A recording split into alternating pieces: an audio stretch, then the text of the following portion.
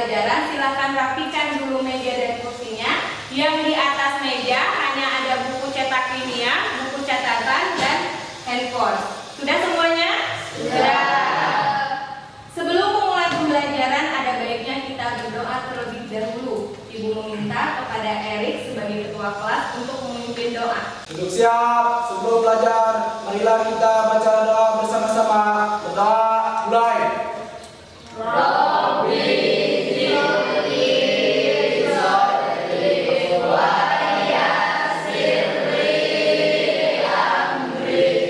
Ibu akan mengecek terlebih dahulu kehadiran anak-anak ibu hari ini.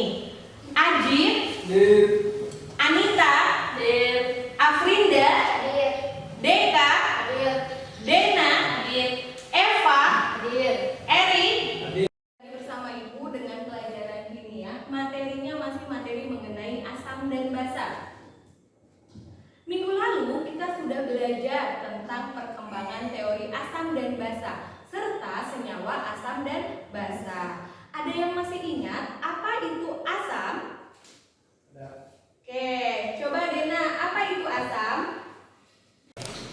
Asam adalah suatu zat yang ketika dilarutkan dalam air akan terurai dan menghasilkan ion H+. Contoh zat asam misalnya hidrogen, koloid, atau HCl. Jika senyawa asam diukur alat khusus, pH-nya lebih kecil dari 7 atau pH lebih kecil 7. Sifatnya korosif yang... Coba sekarang, siapa yang masih ingat apa itu pengertian dari basa? Oke, Eva.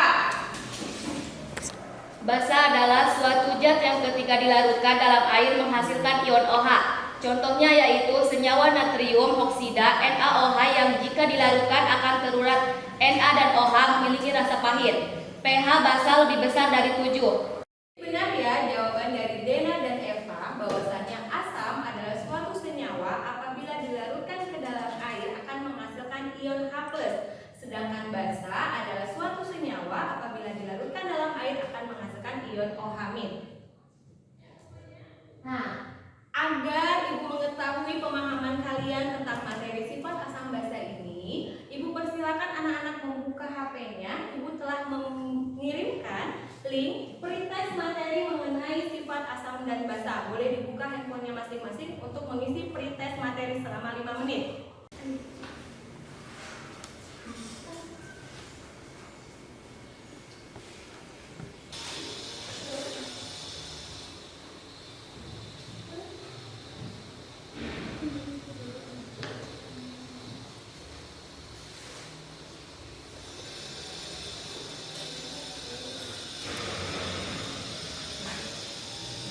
Nah, sekarang kita lihat.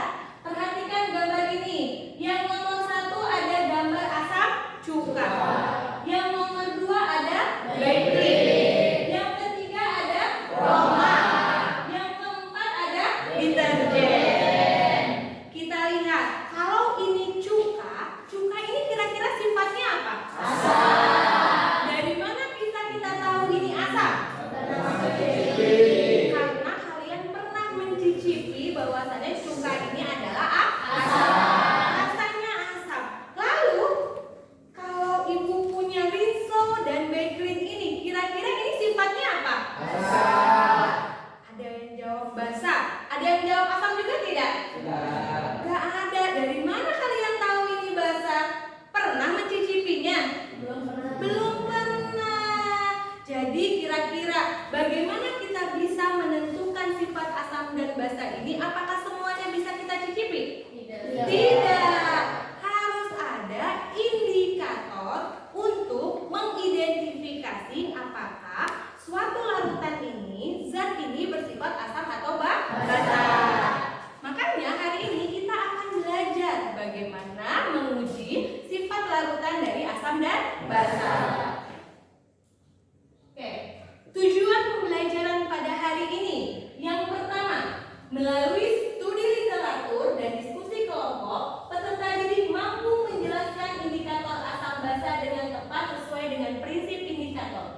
Yang kedua, melalui studi literatur dan diskusi, peserta didik mampu menentukan sifat larutan asam basa dengan tepat sesuai dengan prinsip indikator. Yang ketiga, melalui percobaan peserta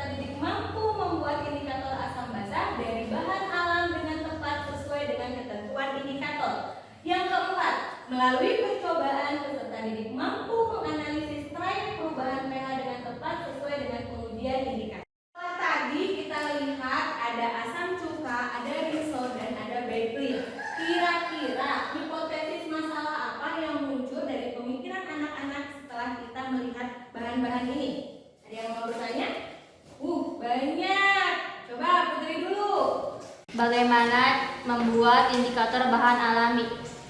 Bagaimana cara membuat indikator dari bahan alami? Bagaimana cara menentukan sifat larutan asam basa? Jadi kita dapat melakukan pengujian sifat asam basa dengan menggunakan indikator. Ada yang namanya indikator asam dan basa. Indikator asam dan basa adalah senyawa khusus yang ditambahkan pada larutan dengan tujuan mengetahui kisaran pH dari larutan tersebut.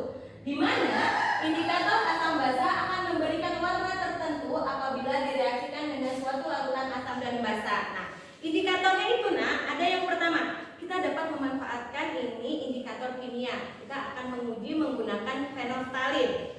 Yang kedua, kita bisa menggunakan ada yang namanya kertas lakmus. Kertas lakmusnya ini ada kertas lakmus merah dan kertas lakmus warna biru. Nanti kita akan lihat perubahan warnanya. Nanti akan menunjukkan mana yang sifatnya asam, mana yang sifatnya basa. Jadi hari ini kita akan perencanaan percobaan membuat indikator alami dan mengidentifikasi sifat asam dan basa. Yang pertama kita akan membuat indikator alami dari bunga telang, kunyit serta bunga sepatu.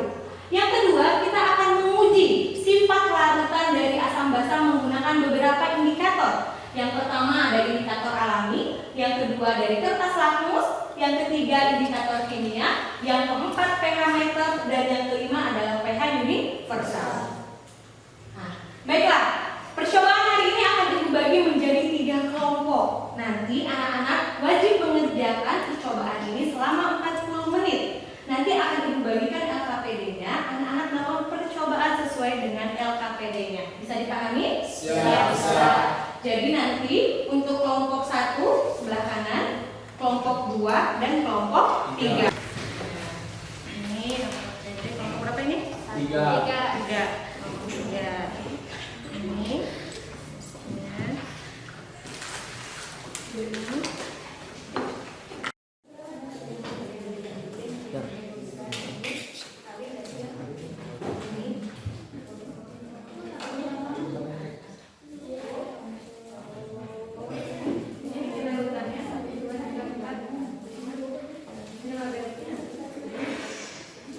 Pertama, masukkan bunga telang, lalu haluskan.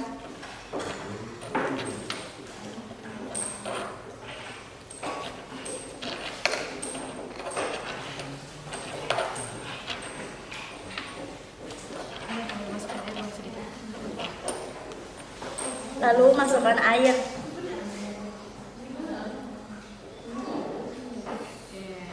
Belum situ itu gimana bikin larutannya, Nak? Masukkan soda, ya, soda dulu boleh.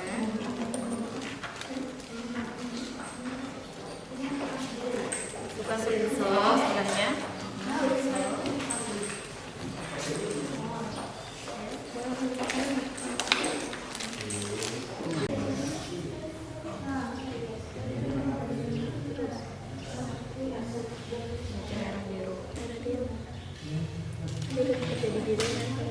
Oke, sekarang pergi ke universal ya.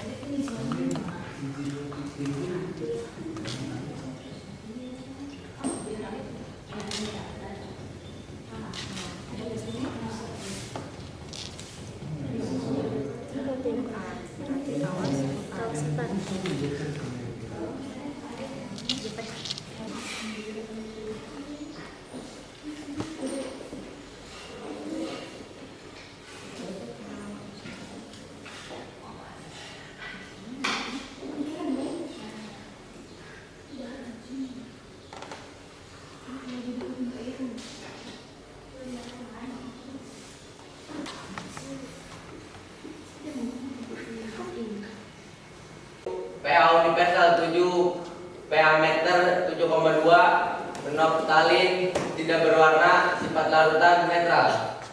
Larutan deterjen, bunga telah berubah menjadi hijau tua, lakmus merah berubah menjadi biru, lakmus biru berubah menjadi biru, pH universal 11, pH meter 11,4, fenolftalin merah muda. Sifat larutan basa. Baiklah, kelompok 2 sudah presentasi. Dari kelompok lainnya ada yang ingin bertanya? Saya Bu. Yang hasil hasil percobaan angkanya terdapat perbedaan. Faktor-faktor terjadi kesalahan karena saat pembacaan indikator serta pembacaan pada pH meter serta perubahan salah baca pada pengujian kertas lakmus.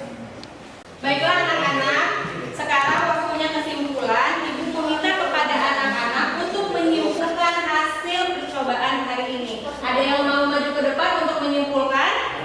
Ada, oke Eri. Sama siapa? Afrinda. Oke, boleh Eri dan Afrinda maju ke depan. Jadi kesimpulannya adalah indikator asam basa adalah senyawa khusus yang ditambahkan pada larutan dengan tujuan mengetahui kisaran pH. Dari larutan tersebut, indikator asam basa akan memberikan warna tertentu apabila direaksikan dengan larutan asam atau basa. Beberapa indikator tersebut dari bahan alami dan kimia. Indikator alami.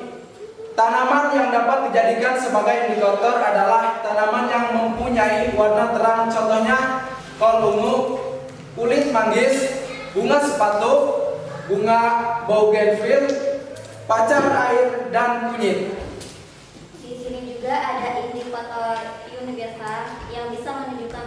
Anak-anak semuanya, terakhir kita akan melakukan evaluasi post-test. Silahkan buka kembali handphonenya. Ibu telah mengirimkan link post-test di WhatsApp kalian. Silahkan dibuka link WhatsApp-nya.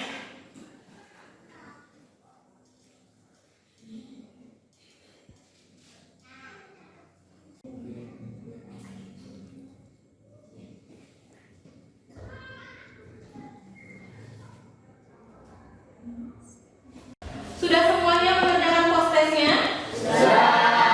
Langsung ya keluar nilainya. Ada yang benar 7, ada yang benar 8. Artinya itu adalah hasil pemahaman kalian mengenai materi sifat asam basa hari ini.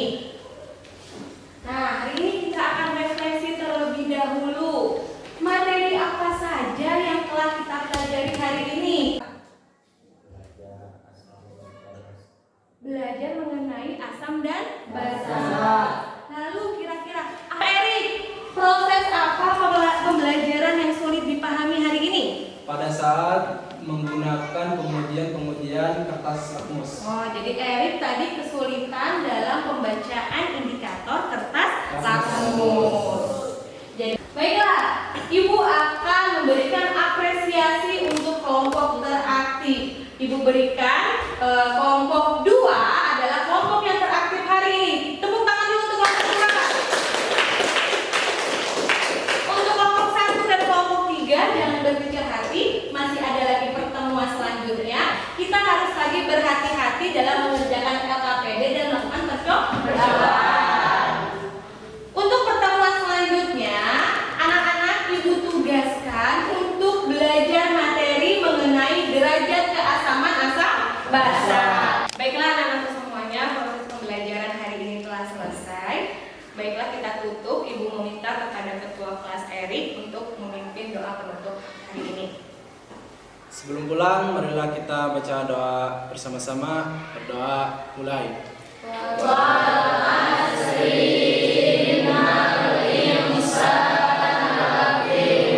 Baiklah anak-anak semua, proses pembelajaran hari ini telah usai. Ibu mohon maaf apabila ada salah kata. Ibu ucapkan terima kasih untuk anak-anak yang hebat dan luar biasa yang hari ini telah mengikuti proses pembelajaran dengan baik dan benar. Sampai ketemu lagi minggu depan. Ibu akhiri. Wassalamualaikum warahmatullahi